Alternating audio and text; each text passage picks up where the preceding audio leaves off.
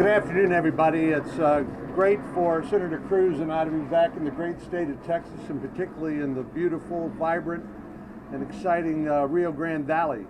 We, of course, come here often and value the friendships and the work that we get a chance to do together on a bipartisan basis. Of course, what brings us here now is this immediate humanitarian crisis.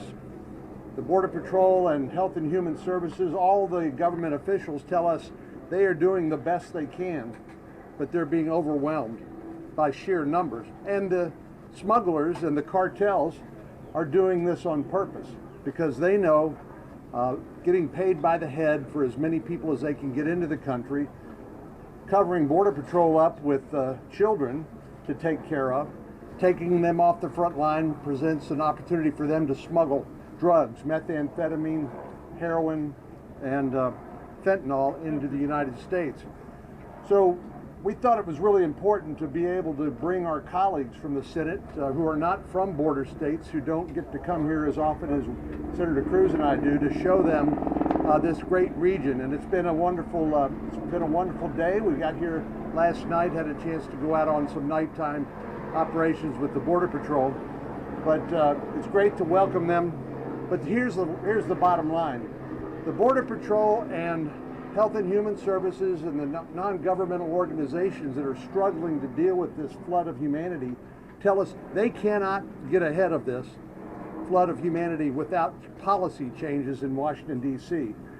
The smugglers, the drug runners, they understand our laws and they know how to exploit them to their benefit. So ending catch and release, making sure people with legitimate claims get to present them to an immigration judge, I think should be a priority. And then perhaps we can begin to look at other parts of our broken immigration system. But I'm very proud of the fact that we had such an enthusiastic turnout among all these great colleagues in the United States Senate. I'm glad they're here. I think you'll hear from them. They had a great educational experience.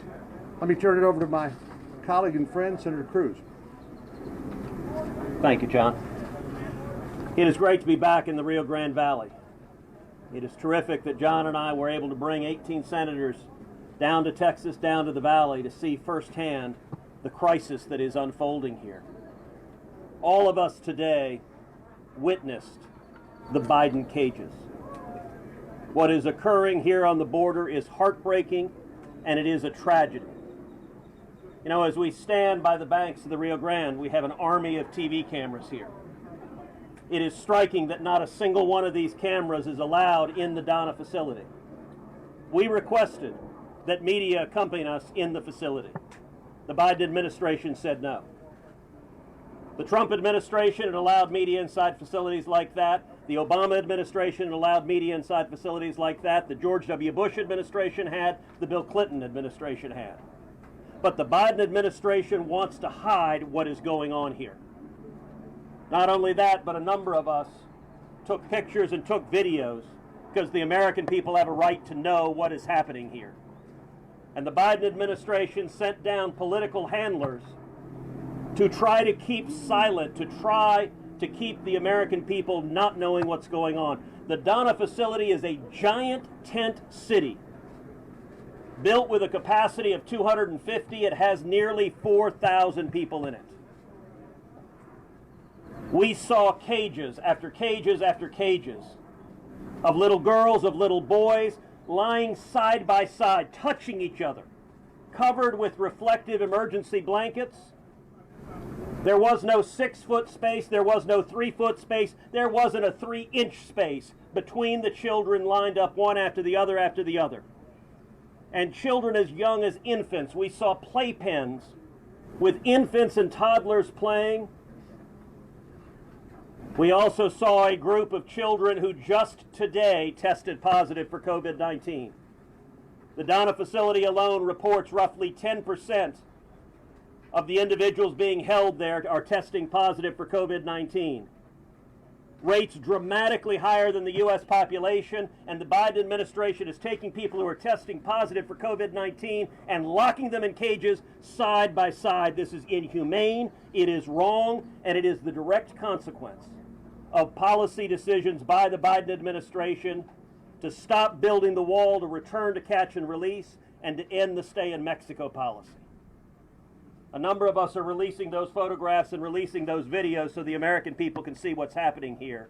This needs to stop. It is a crisis, it is a tragedy, and it is a man-made crisis. This was avoidable, this was preventable. And regardless of your party, Republican or Democrat, you should look at what's going on here and say enough is enough, this must stop. John. Thanks, Ted. Well, I want to thank Ted and John for making this trip available to the rest of us. It was incredibly informative, incredibly instructive, very sobering, and as Ted said, I think really preventable. This shouldn't have happened, and I think one of the lessons we learned is that if you don't build it, they will come. When you don't finish the job and secure the border, you're inviting people into this country. And many of the changes made by the current administration, they were forewarned that this would happen. They were told in advance, this was predictable, that you were going to have thousands of people flooding across the border. And the thing that's probably most concerning, and I say this with all due respect to our Border Patrol folks, is that they spend so much time just taking care of people who come here illegally. They can't stop the bad people, the smugglers, the drug smugglers, the human traffickers. And when you're devoting as much time as they are to taking care and supervising and trying to keep safe all those people who are sitting in these facilities down here, it really is a sad day. We need a change in our policy. I am grateful to the Border Patrol for just the tremendous job that they do. I'm sure it seems like a very thankless job even on a good day, and there aren't many good days when you have thousands of people coming across the border. But we appreciate their work. They're trying to keep our country safe and secure. We need to help them by putting good policies in place and getting away from these failed policies that have been implemented by the Biden administration and that are leading to this crisis on our border. Thanks. We learned from the Border Patrol that they were asked a long time before the inauguration of the new president their advice on how to handle situations at the borders. We're told that they were advised more than once not to change the Remain in Mexico policy. They didn't take that advice, so we have a crisis at the border because this administration wouldn't listen to the people that had tens and tens and tens of years of experience with the problems here at the border. So this crisis is because this administration would not listen to good advice. And it's become a national security problem, a law enforcement problem, a humanitarian problem, and a lot of other things as well. And yet, they want an immigration bill passed. How can you pass an immigration bill when you have an open border? If they want to accomplish anything on immigration and I want to help them, it would be secure the border. You got to stop the bleeding before you can take care of the problem. Thank you. I'm John Barrasso, Senator from the state of Wyoming. We came here for a number of reasons. Number one, we wanted to thank the Border Patrol for the job they do every day and every night. We met with them last night and went on midnight patrol with them. They told us their job got a lot harder on January 20th, the day that Joe Biden became president of the United States. As we were with them last night in the darkness across the river, we could see the traffickers and the coyotes and the smugglers on the other side of the river with their bright lights, almost as bright as that television light right there. And they were taunting our border agents, saying, "You cannot stop us now." That's what our agents are up against as a result of the policies of the Biden administration. Today we went to the Donna facility, and what we saw were young people crammed in like sardines, something none of us would want for any of our own children. And as we tried and did video what was happening there to share with the country and the world, the Biden administration censors tried to stop us. Yesterday, President Biden held a press conference, and he said that the great majority of families who come here illegally are being sent back. That's not true, and either he doesn't know it or won't admit it to the American people. The Border Patrol will tell you it's not true. The senators who are here today will tell you it's not true. The men and women in the field will tell you it's not true. It's time to let the press in to see what is happening and the tragedy that this administration has brought on to our nation.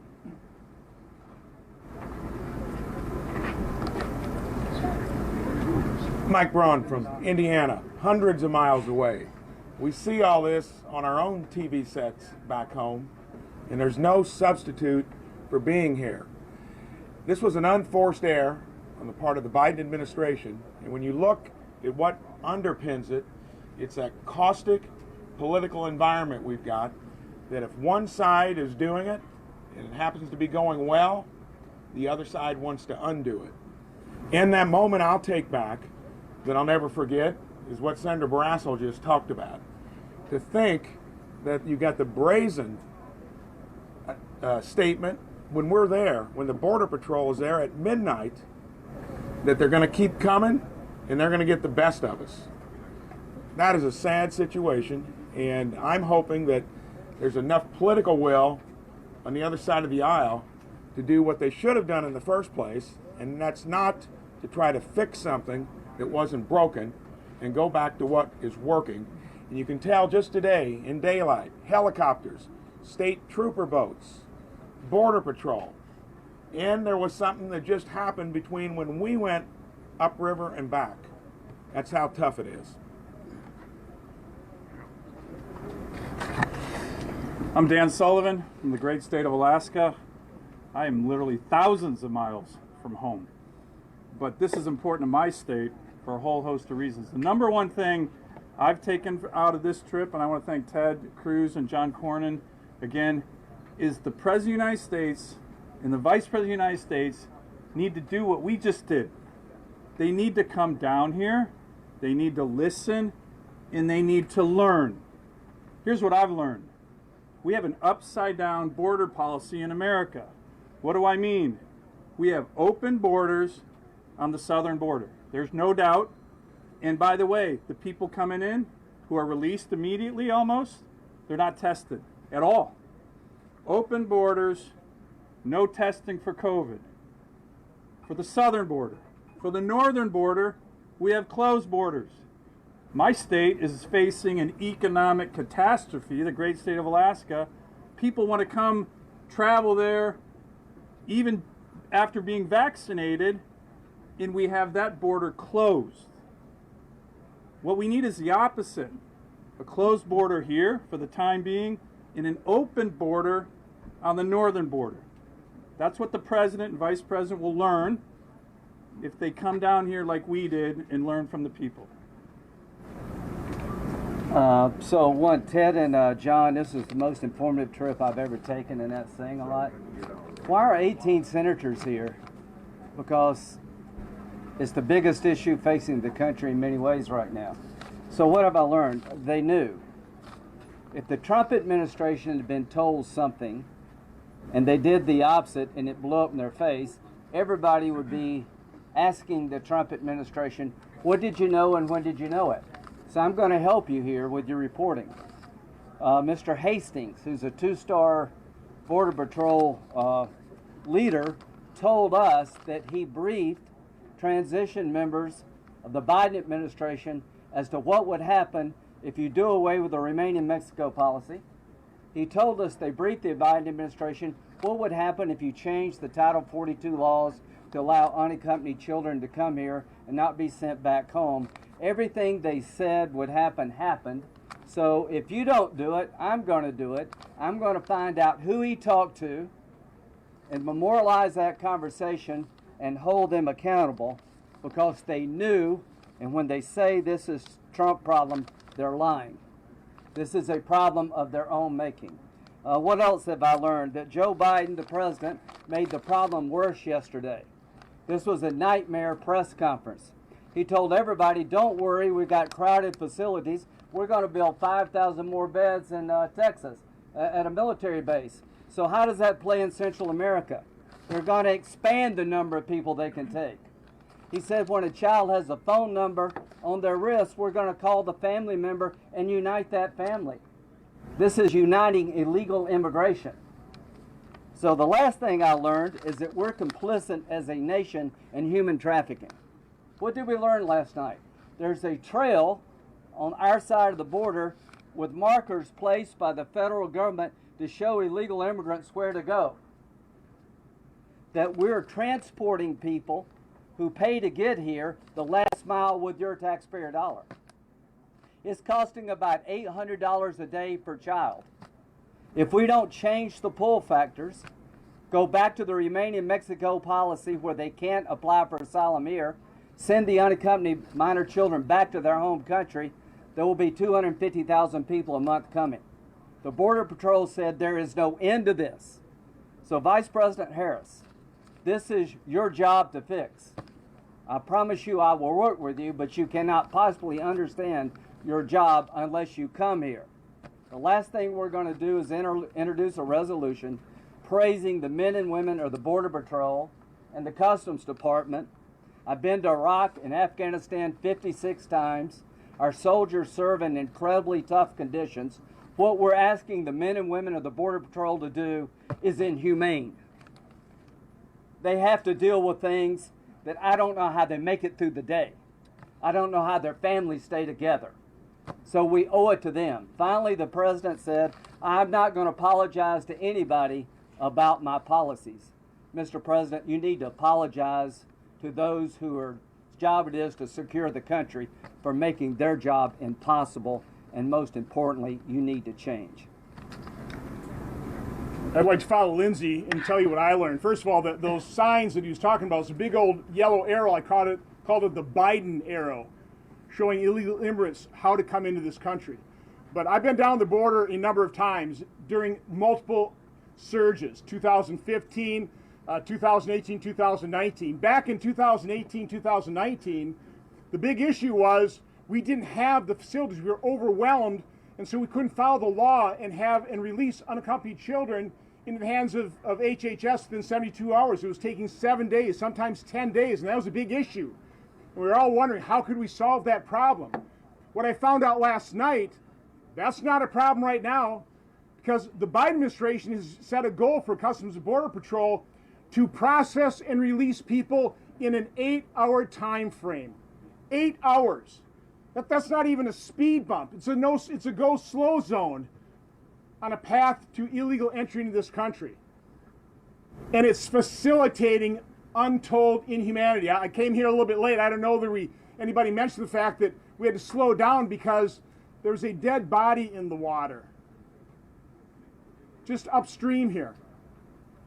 There's nothing humane about that treatment. Nothing whatsoever. My final point is because Vice President Harris served on my committee. I saw how she asked questions of federal law enforcement, these people that we do need to thank, and thank their families for their service and sacrifice. She was never interested in securing the border. Instead, what she did is she actually compared a federal law enforcement agency, ICE, to the Ku Klux Klan. Now that is the person President Biden has put in charge of solving this problem. How can you do that when you have to rely on the brave men and women of federal law enforcement? You're putting in charge of the effort, somebody who has compared your efforts to the Ku Klux Klan? I just don't get it. This is so sad coming down here. Before I came down, somebody asked me, what do you expect to see? I said I expect to experience deja vu. I did to a certain extent, but I saw something far, far worse. This is sad. This is depressing. This didn't have to happen. This is a self-inflicted wound on our nation, and I just do not believe the Biden administration is up to the task of fixing it unless they completely change stripes here. This is sad. This is a tragedy.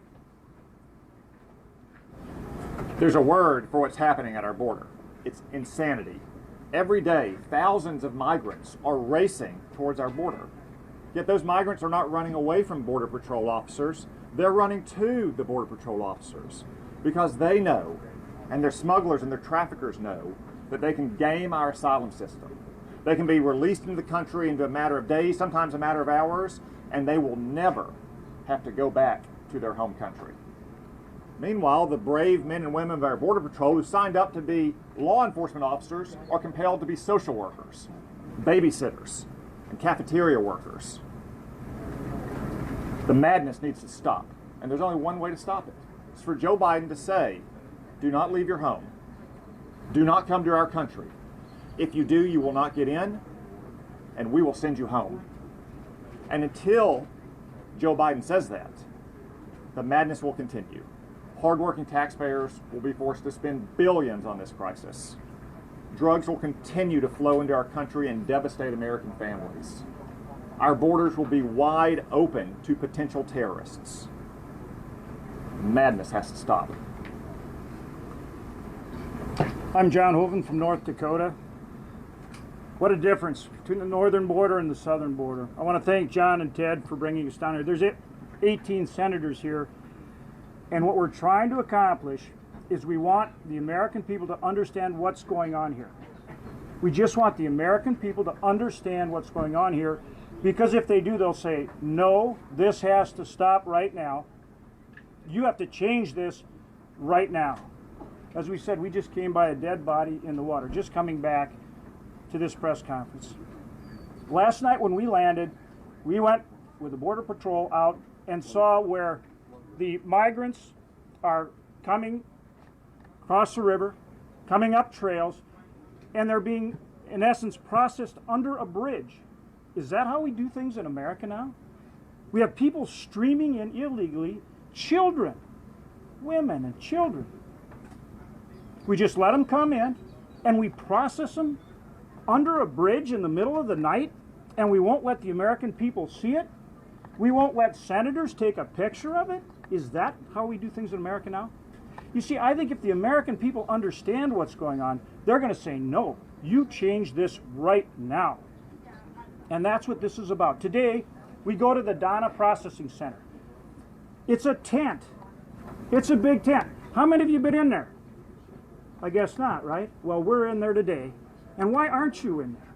What's going on? It's a big tent with COVID protocols. They're supposed to have a maximum of 250 people in there. 250 with COVID protocols. Without COVID protocols, a maximum of 1,000 people. How many are in there today? 4,200. And in this sector alone, 3,000 people a day are coming across every single day. We asked the Customs and Border Protection, the Border Patrol professionals, what do you need to stop this so you can get on top of it, so you can do your job? What has to happen? What's the number one and two things? They said, look, if you reinstate the Remain in Mexico and the safe third country approaches, we can get on top of this right now. That's what needs to happen, and that needs to happen right now. And then, as Senator Grassley said, and others have said, then let's figure out how we do address immigration in an intelligent and a humane way.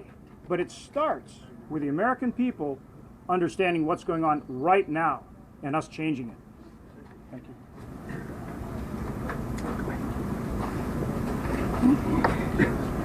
I'm Cindy Hyde Smith from Mississippi, and the men you see behind me, they're here to help us solve a problem. I'm here to help us solve a problem.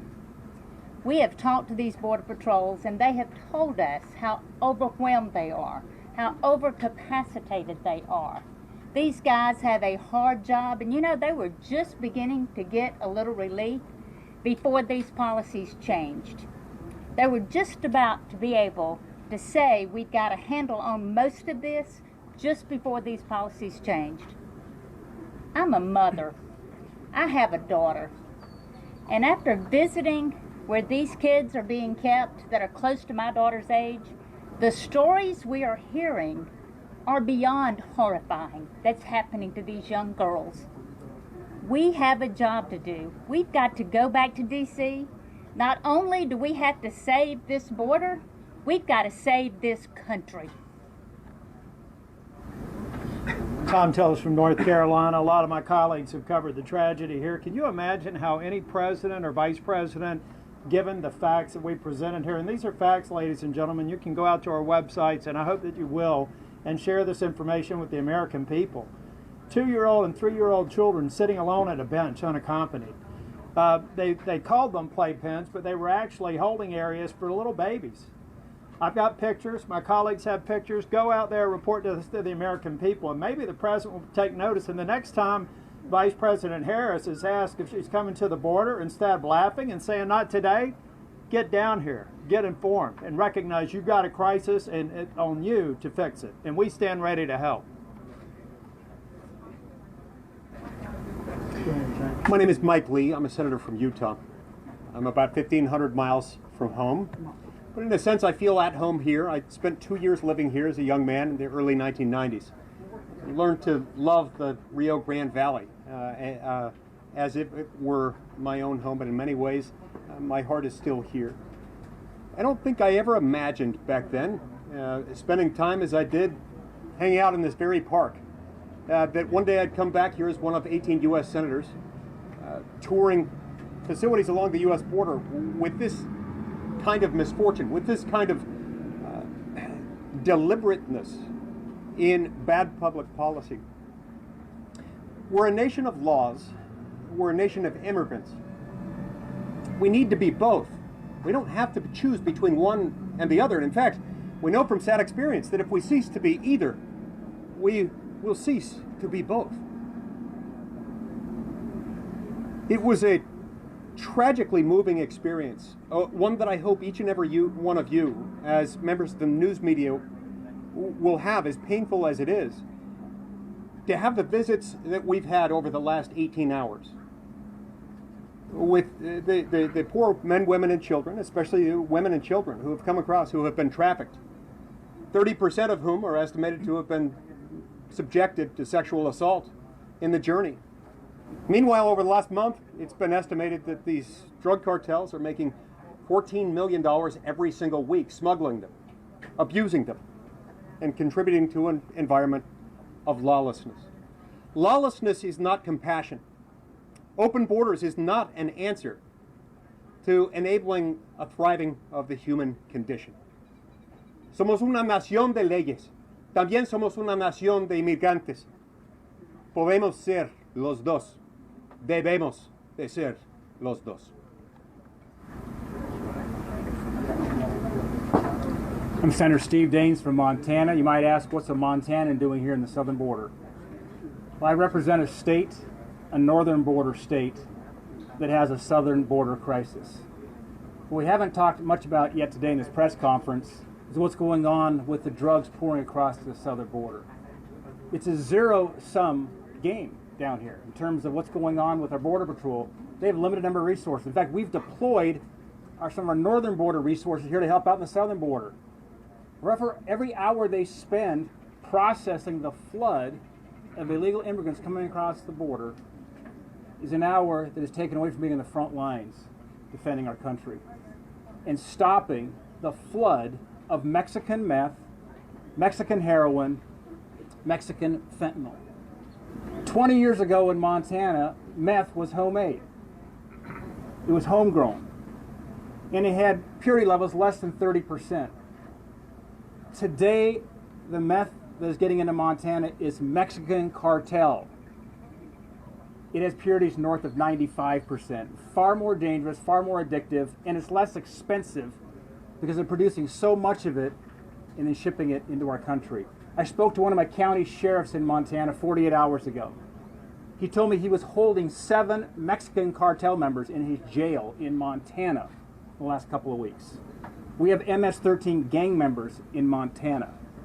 So this is an issue that affects a northern border state like Montana. And finally, Montanans are scratching their heads. They're asking, where's the common sense when a U.S. citizen, if they leave the country and want to come back in, you have to produce a passport and a COVID test result.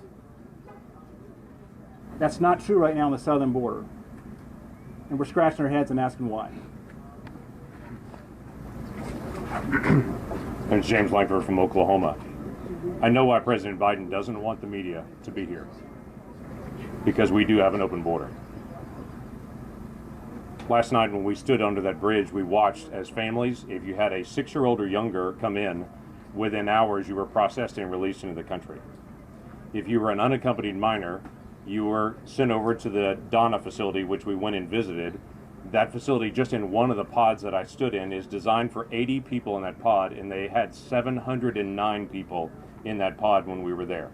Literally wall to wall in every one of the plexiglass little cells that they have, and then people flooding out into the hallway in between them. 709 people in a pod set up for 80. So that's what happens to the unaccompanied minors. Families are released into the country immediately. And for single adults that are crossing the border, here's the basic thing that's occurring, and everyone down here knows it, and so do the cartels. They'll release 100 or more adults to be able to go one direction, while 100 or more children and families go a different direction. They turn themselves in, which means Border Patrol has to move to that spot, leaving the rest of the border open for adults with criminal records and others to be able to come across. That is the definition of an open border. Removing the security from one area and making sure that people can cross in that area, and allowing 50% of our Border Patrol to have to be used to do input and data processing. To be able to come and see this wall under construction and to see what wall construction stopping really looks like. Open gates with no power on it, so farmers can't come back and forth. Open gates where they have to actually station somebody from the Border Patrol just to be able to sit at that gate.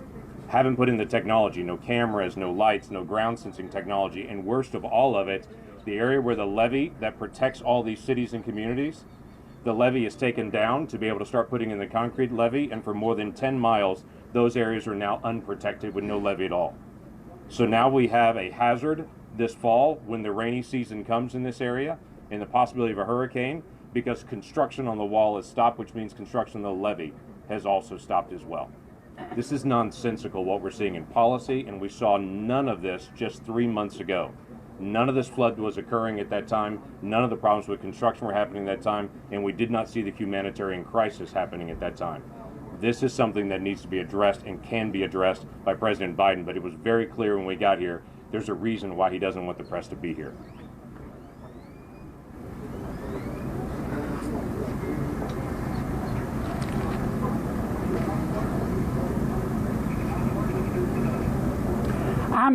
I'm sorry that they won't allow you to see what we saw. I'm not sure there are words in English to describe it. If you talk to the Border Patrol agents, those women and men will tell you that what President Biden is doing is bone deep down to the marrow stupid.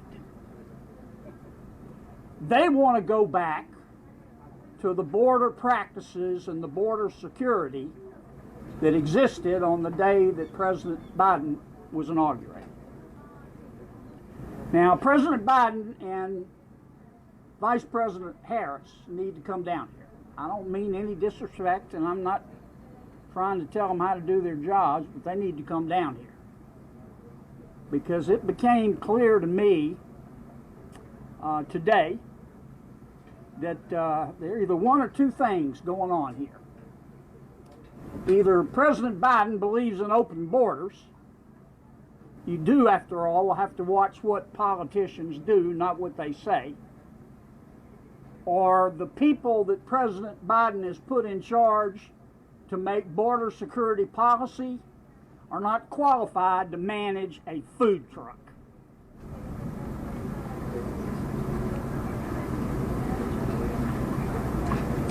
Thank you very much. Coach Tommy Tuberville from state of Alabama. Spent a lot of time down here recruiting the Rio Grande Valley as a football coach.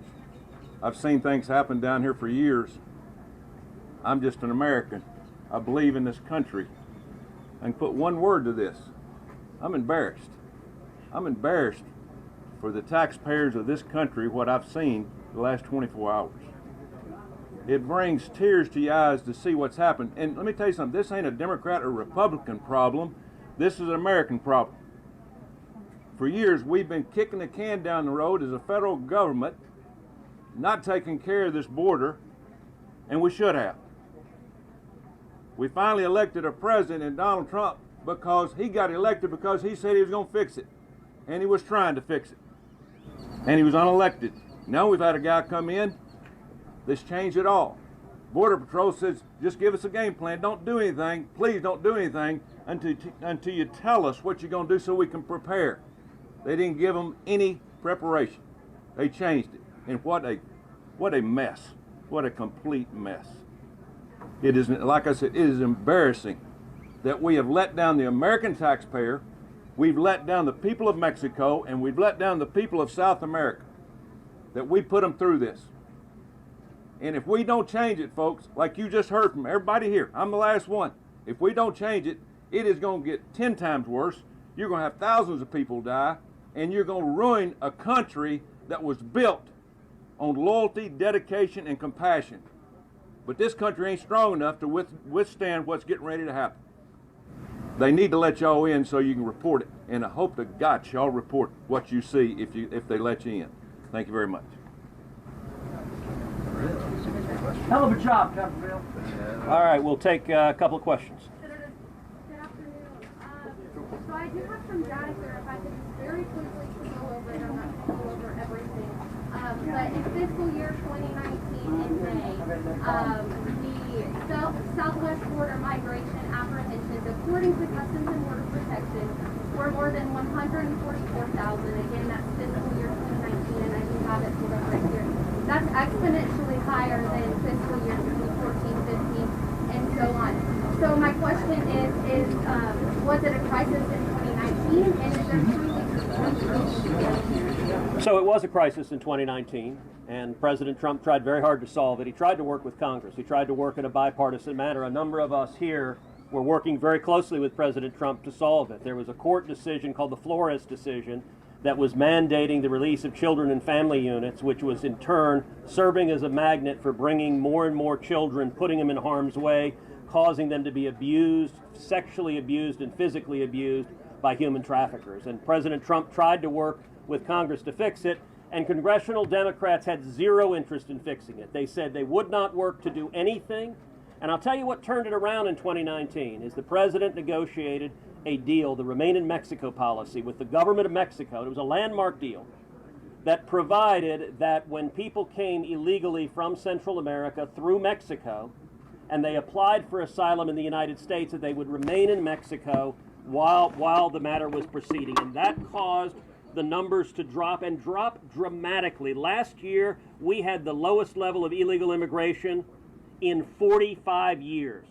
It worked. The policies were working, and what did Joe Biden do? He came in and immediately tore up this international agreement with the government of Mexico, and he has caused, last month, we had 100,000 people intercepted illegally coming into this country. This month, we're on path to have 140,000 people intercepted. There are 15,000 children in custody right now, and those numbers are rising, and they are rising because of the Biden administration's mistakes. We got time for 2 more questions. For decades, Republicans have brought any effort of meaningful, comprehensive reform on immigration. For decades, all of it. People aren't going to want to stop coming to this country. They clearly do. Quite rightly, everyone here is proud that America is a nation of immigrants. So what are you going to do to solve this challenge long term? Well, the premise of your question isn't right. We are a nation of immigrants. That is absolutely right. My father came to America from Cuba in 1957.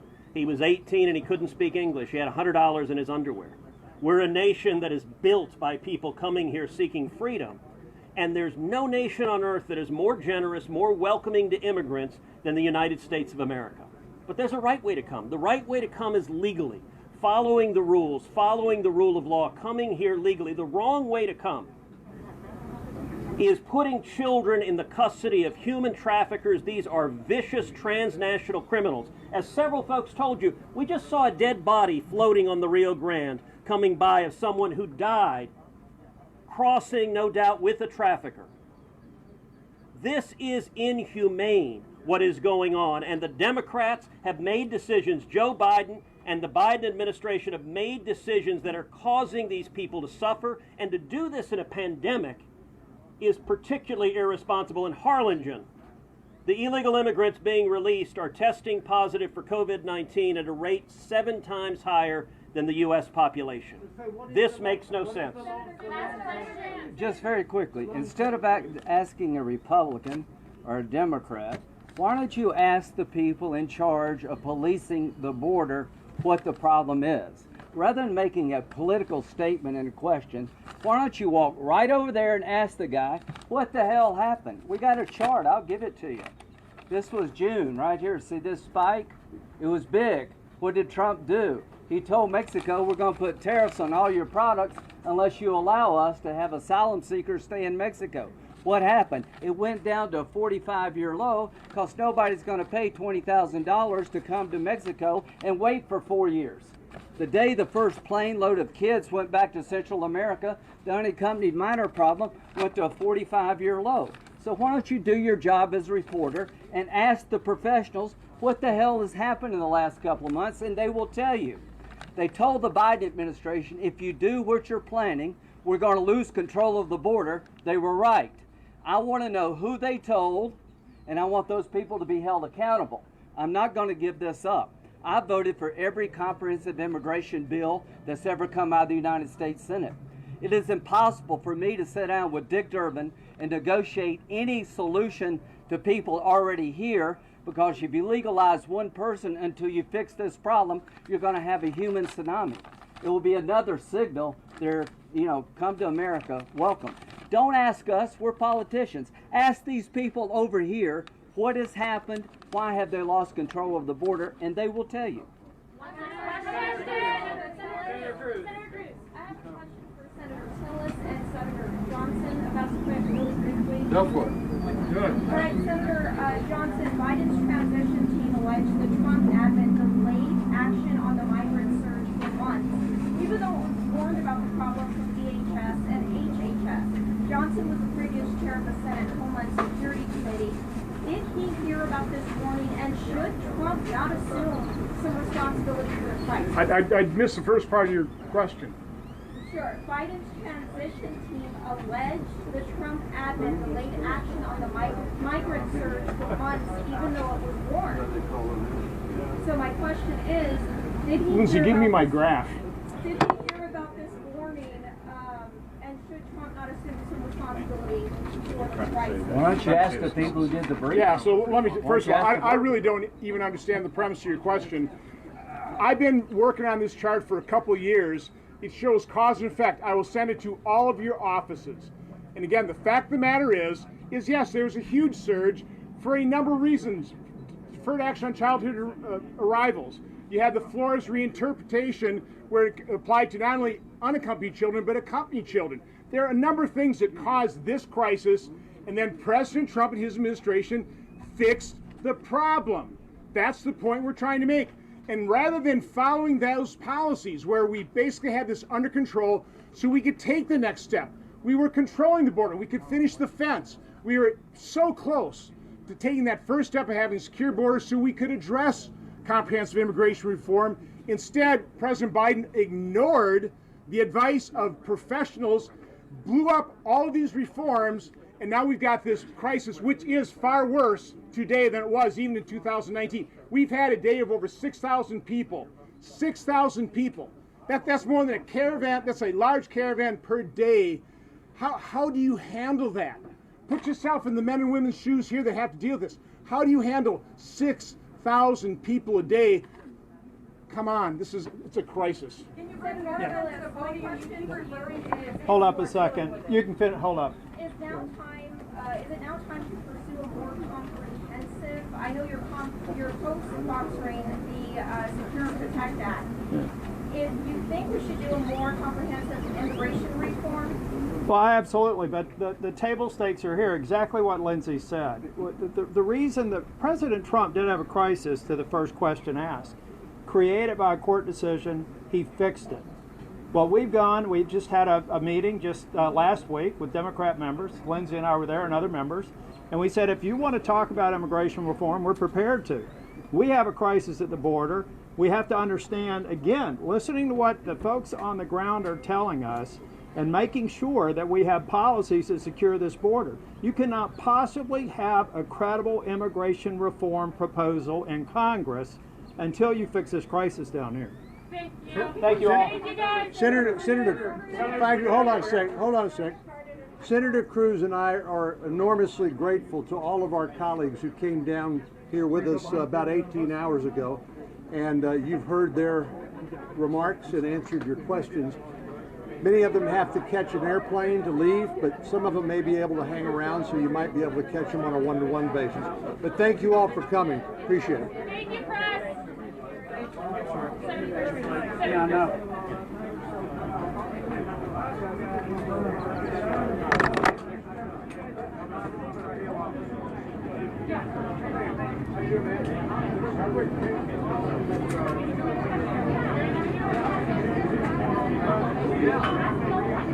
Sorry, I cut yesterday short. I had a whole bus.